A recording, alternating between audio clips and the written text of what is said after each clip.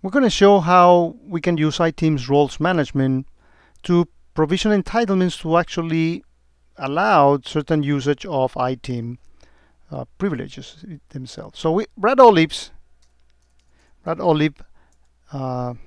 he's a normal user of the system. He has his iTeam account and he can do, you know, all the things that normal end users can do, but he doesn't have access to the team console. For example, if we go and try to log in with the same user ID and password to the iTeam console,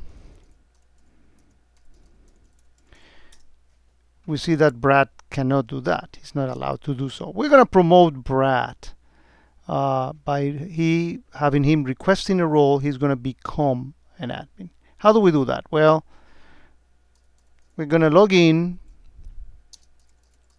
as an iTeam administrator, iTeam manager. And the first thing that we need to do is let's start from the very beginning. Let's create a role that he's going to apply to. And we're going to create a new role. That role is going to be a static role. The name is going to be iTeam admin. Let's classify this as an application role. Let's allow access for the role, and we're going to define as the role owner. It's not going to be another role, but it's going to be a user. It's going to be actually, let's put Eric Power as the user for this. So Eric will have to approve anyone who becomes, by using the default workflow, he will need to approve access to that role. So it has an owner, which is Eric Power, and we click next, and we could assign somebody to that role right now, but we're not going to do that. Let's say we are done here. We have created the job and it's been successful. Now we need to create a provisioning policy that we're going to attach to that role. So we go here to, as we've done many times before, we go to manage provisioning policies, and we're going to create a new provisioning policy. Let's call that promote to team admin, and we're going to leave it default for the business unit. It's going to enable. We're not going to mess with the priority. And who's gonna be attaching this policy to? Well, anyone who is get the role that we just defined, iTeam admin. Okay. So we click OK. And what entitlement is he going to get when he get that role? Well, let's create that. We're going to say, well, it's going to be automatic. So once he gets the role, he automatically gets it instead of manual. It's not going to be for all services. It's going to be for a specific service. Which service that is? Well, you guess it. It's iTeam service. It's the iTeam service. Select that. Click OK. We're going to use the default workflow. We're not going to deal with that right now. And now we need to actually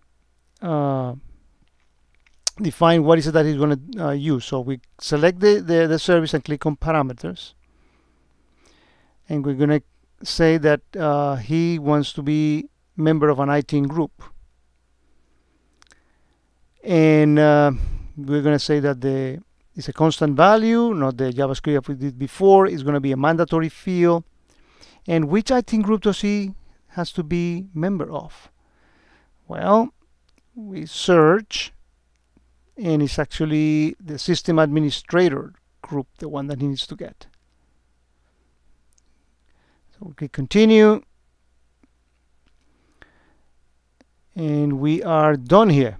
We submit this and see, we want to make it effective immediately, and we see the status of the request, and it is successful. So we have a role and we have a provisioning policy. Of course, if you wanted to make somebody, you know, an iTeam user at once, you don't need to go through all that. You can actually just go into Brad, which we are not gonna, you're gonna show it, but we are not gonna do it. You can go into Brad Olive, and we can look into his accounts, and you can see which accounts are. Well, it's iTeam Service,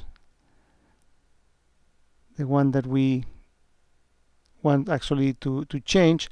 And actually we can make him, we can do search here for the groups, and we can make him a system administrator. If we were to do this and click OK and submit it, he will become an admin. But we're not going to do that. This is the easy way, but I'm showing the purpose of this exercise is to show you how we will do it using the role management capabilities of iTeam itself.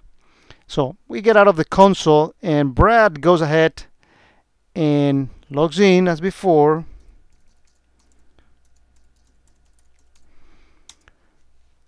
He's going to request an access because we advertise the roles as one type of access, and he is going to request that brand new role, if we say here's a role that we just created, and he's going to request it, and he's going to stay there in process until the manager. Remember that we said that the manager was Eric Powers? Well, Eric needs to log in and approve that. Once Eric has done that and he approved that, he can put any comment here for the reports, and he logs out. Well, notice what's going to happen. Now our friend Brad Olive can go into the console, and with the same user ID and password, he now can log in at the console, and he has full access, full power as the iTeam manager itself.